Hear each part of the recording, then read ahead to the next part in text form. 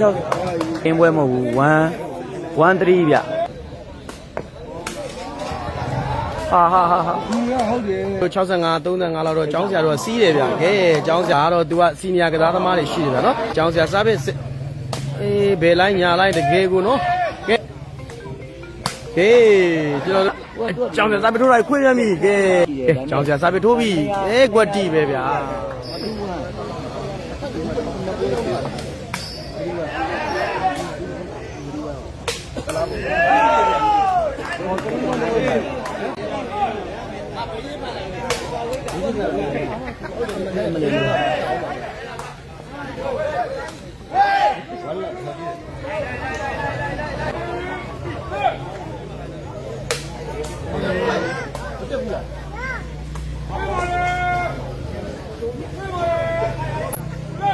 Hello. Dia nak lebih jauh kerana semua ni.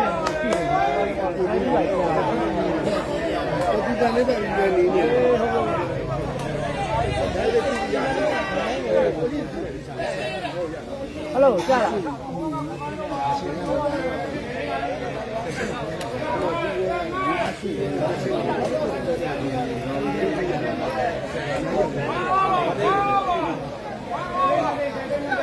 One over.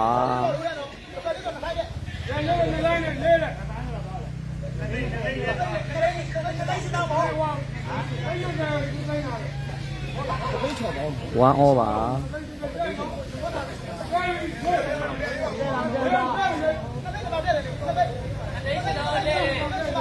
14နဲ့ကျောင်းဆရာဘက်က14ပေးပါတယ်တသိန်းကို4000ပေးပါတယ်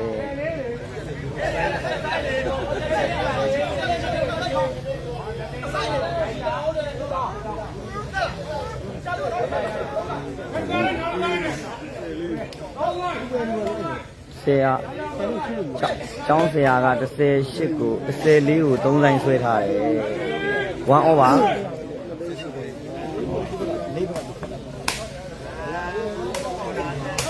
ပလူ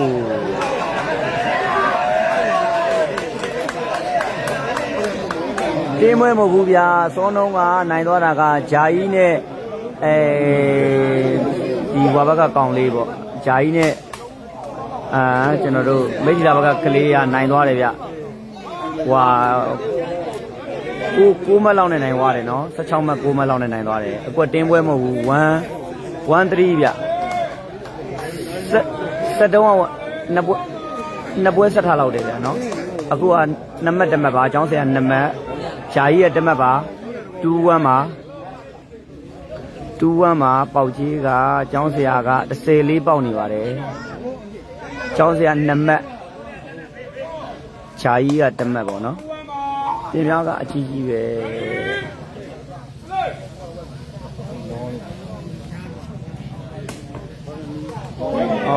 နည်းနည်းလေးကပ်ဝေးသွားတာဗျာနော်1-2ပါပြင်ပြားက1ကျောင်းဆရာ2ပါကောင်းလာရလားကွာ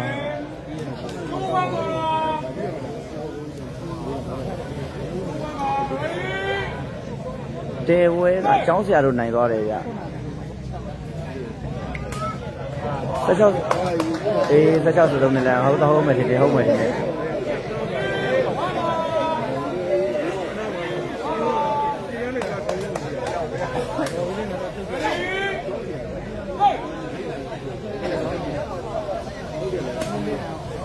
ကောင်းတယ်ကွာ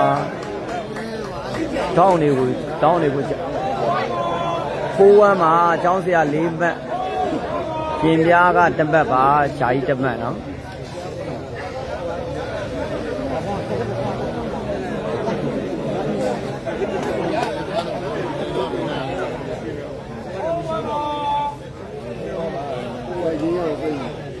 4-1မှာ4မှတ်1မှတ်ပါနော်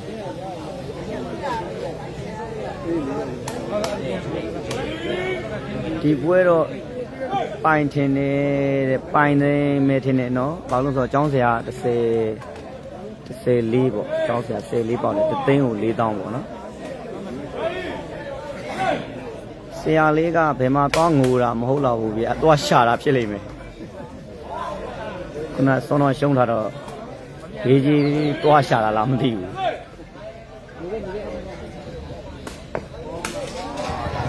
းဟာဒီကဟုတ်တယ်ကွာ ဆရာလေးဘယ်သွားငိုနေရတော့နဲ့ငိုတာမဟုတ်တော့ဘူးလို့တွားရှာတာနေမှလို့ဘေးကြီးလေးပါလေ30လေးရွေးရတယ်30လေးရတယ်မလို့တော့6လောက်ဆိုရင်လောက်ဖပေးရင်ကိုယ်မျိုးဆရာလေးရွှေလေးကဒီပွဲမလောင်းဘူးလားတဲ့ဘက်ကံမလို့နေမှာဟိုမှာဒီမှာကွာအဲ့ကောင်ဘယ်ကောင်တော့ကွာအဲ့ကောင်ငါပြောနေမှတ်လာလားလို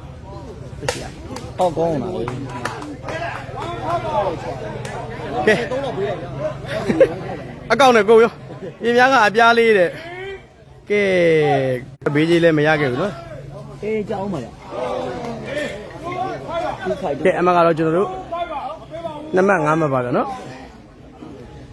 ်ခင်မြတ်ထွေးပထမပွဲကုန်နေတဲ့ဖီရဲဘူးချက်ပါတယ်ဆရာလေးကျောင်းဆရာဘက်ကယူပြန်ပြီလားကျောင်းဆရာဘက်ကသွားယူလို့မရခဲ့ဘူးကျောင်းဆရာအကြီးကိုထိတ်ကပိတ်ပြီး30လေးတဲ့ပြီးမှကျွန်တော်ကဘယ်သွားဆွဲကြတော့မှာကဲကျောင်းဆရာကိုယ်တိုင်ဆွဲတယ်ကိုယ်တိုင်တဲတယ်မိသွားပြီဗျာကဲအမကတော့ခုချိန်မှာဆိုရင်တော့ကျွန်တော်တို့5မှတ်2မှတ်ပါဗျာနော်ကဲကျောင်းဆရာဒီနေ့3ပွဲကစားတာ2ပွဲနိုင်တယ်ရှုံးတဲ့1ပွဲကျွန်တော်ပါမယ်ပေါ့ဗျာနော်ကျောင်းဆရာလည်းညံ့မှာကွာတယ်3လေးမှတ်ပြီးပြီဟုတ်တယ်ကျောင်းဆရာအဲ့လိုအမတ်ပေးပြီးတော့သူဘေးကြီးယူအောင်မဟုတ်သူကအမတ်မပေးဘဲနဲ့ဘယ်လိုလုပ်လဲဆိုအမတ်ယူပြီးမှကြေးကြောပေးပြတာဒါလည်းသူတက်ကလေးနဲ့သူတော့မှန်ပါတယ်ဗျာအမတ်ကြောပေးလိုက်ရင်လေပြင်များသမားအပေါ်ကနေအစည်းနဲ့ရိုက်သွားရင်ချင်းလုံးဆိုတာလည်းအလုံးကြီးကဘလောက်ပဲခြေတာတာတော့ပြောလို့မရအောင်ကာလနာတိုက်သွားနိုင်တယ်ကဲကျောင်းဆရာစားပြီအေးကျောင်းဆရာစားပြီကတော့ပိုက်ရဲ့အောက်တကွက်မှာတိုးသွားခဲ့ပြီဗျာနော်ဆရာလေးမယူရင်နိုင်ပြီဗျာဟုတ်တယ်ကျွန်တော်ယူလို့မရခဲ့ဘူးသွားယူတာပဲ30လေးဆိုတော့မပျော်တော့ပါဘူးဗျာကဲကောင်းတယ်ဗျာဘယ်လိုပဲပြောတဲ့ဝဲမှာကစားသွားတယ်ကလားတယ်စားရင်ကျွန်တော်တို့ဂျာကြီးရဲ့ဟိုစားပဲအားတော့ကျွန်တော်တို့ဒါဒီဘက်အသင်းနေနေတာဖီအားအနှင်းငယ်တော့ဒါဖြစ်နိုင်တယ်ဗျာနော်အရေးကြီးလို့အမှတ်ကြီးလို့မရအောင်10မှတ်ကျော်သွားရင်ဒီစားပဲကလည်းအလုတ်လုတ်သွားနိုင်တယ်ဗျာနော်ဂျာကြီးရိုက်တာပြီးအငယ်ကောင်ဖမ်းထားပြီးတယ်ဗျာငယ်ကျွန်းစောကောင်းနဲ့ဆွဲသွားပြီကဲဂျာကြီးရဲ့နေရာယူတော့မှားယွင်းခဲ့တယ်ဗျာအမှတ်ကတော့ခုချိန်မှာဆိုရင်တော့3မှတ်5မှတ်ပါပဲဟုတ်တယ်ဆရာလေးမယူနိုင်ပြီဟုတ်ပါဗျာကဲကျွန်တော်တို့ကဲအကြောင်းဆရာတိုင်းခွေထားတယ်ဂျာကြီးတစ်ဖက်တည်းနဲ့လိုက်ရတဲ့အသေးတမ်းပဲကဲလေမြောင်နေပြီဂျွန်စောခေါင်းလေးနဲ့ထောက်ထားတယ်အကြောင်းဆရာမလိုက်နိုင်ဘူးဗျာအကြောင်းဆရာရဲ့တယောက်ကြီးကစားမယ်သာပြောတာအကြောင်းဆရာကျွန်တော်တို့ဒါသူ့ရဲ့စတိုင်တိုင်းပေါ့လေကြည့်ရတာတော့နည်းနည်းလေးလေးနေတယ်လို့ပါပဲဗျာကဲကျွန်တော်ဂျာကြီးစာပေထိုးထားပြီဂျာကြီးရဲ့စာပေကလည်းပိုက်တဲ့ကိုမှန်ပြီးတော့ကိုယ့်ဘက်ကိုပြန်ကျသွားခဲ့တယ်ဗျာနော်ကဲအမကတော့အခုချိန်မှာဆိုရင်တော့6မှတ်3မှတ်နဲ့အမကတော့ခောက်ချိုးပါဗျာနော်ရတယ်အမပေးခဲ့လိုက်ပါနော်ကဲရာခိုင်နှုန်းကလည်းကျွန်တော်တို့65 35လောက်တော့ကျောင်းဆရာတို့ကစီးတယ်ဗျာကဲကျောင်းဆရာကတော့လိုင်းမှာ၄ငယ်လုံးလောက်ဇက်တိုက်ထိုးပြီးတဲ့ခါမှာခွေချင်းတစ်လုံးကိုတော့ပိုင်နိုင်အသုံးချနိုင်ခဲ့တယ်ဗျာဂျာကြီးလည်းကျွန်တော်တို့မီးပွိုင်းမိနေခဲ့ပြီဗျာအထက်သူရ30လေးဘယ်လောက်တောင်ယူလိုက်လဲမများပါဘူးဗျာ3လီတဲ့ပါနော်ကဲကျောင်းဆရာ3လီဟုတ်ကဲ့ကျွန်တော်တို့ဒီလိုတော့ဒိုင်ကအမတ်အော်ပြီးတဲ့အချိန်မှာကျောင်းဆရာဟာစားပစ်ထိုးမယ်လို့ရွယ်လိုက်တဲ့အချိန်မှာချင်းလုံးပြုတ်ကျသွားတယ်ဗျာကျောင်းဆရာကိုရှုံးပေးမလားမသိဘူးတဲဝဲဆော့မလို့လားမသိဘူးကျောင်းဆရာရှုံးမပေးတော့မပေးပါဘူးဗျာဒီဝဲကဲထောက်ထားပေးတယ်ဗျာဂျွန်စောခေါင်းနဲ့ဆွဲသွားပြီကဲကျွန်တော်တို့ဂျာကြီးကတော့ဇွတ်ကစားတယ်ဗျာဇွတ်ပြေးပြီးတော့ကောက်တဲ့နေရာမှာရှင်ဘက်ကတော့အနှဲငယ်ထိသွားခဲ့တဲ့အတွက်ကြောင့်မို့အမတ်ကတော့အခုချိန်မှာဆိုရင်တော့ကဲကျွန်တော်3မှတ်6မှတ်3မှတ်ပါချင်းလုံးမို့လက်ရည်တင်ထည့်ပေးလိုက်တာတမုတ်စိုးခွင်းမဟုတ်ရင်လည်းသူ့ဘာသာပါသွားတာလားအရန်တာတာပဲရှိတာတဲ့မဲဘယ်လိုပဲပြောဒါကတော့ तू ကစီနီယာကစားသမားတွေရှိတယ်ဗျာနော်အားထစ်တို့မျိုးလေးတို့ရဲတက်တို့အဲ့3ယောက်ထဲကြားမှာချစ်လုံးမို့ဟာဆိုလို့ရှိရင်အရန်ကစားသမားအလုံးရတာလဲကျွန်တော်တို့ဒါမစမ်းပါဘူးဗျဒါမဲ့လဲမြမလက်ရည်တင်ပွဲအတွက်ဒါမျိုးဆက်တစ်တွေကိုဒီလိုပဲတွဲခေါ်သွားမှာပဲကျွန်တော်တို့ဒါကစားသမားတွေများလာမယ်ဗျာနော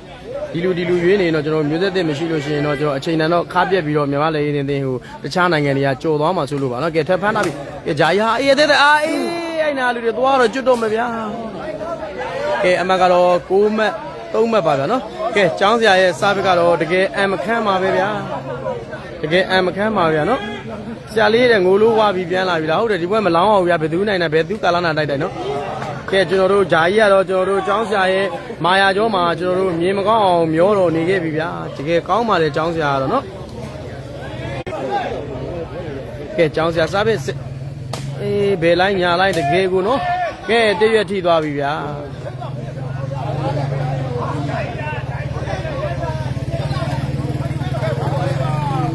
စောမျိုးတက်တဲ့ဘိုးကျောင်းရဲ့ရက်ကြီးစားဖြစ်တယ်နော်တကယ်ကောင်းတယ်ဗျာကျောင်းဆရာနော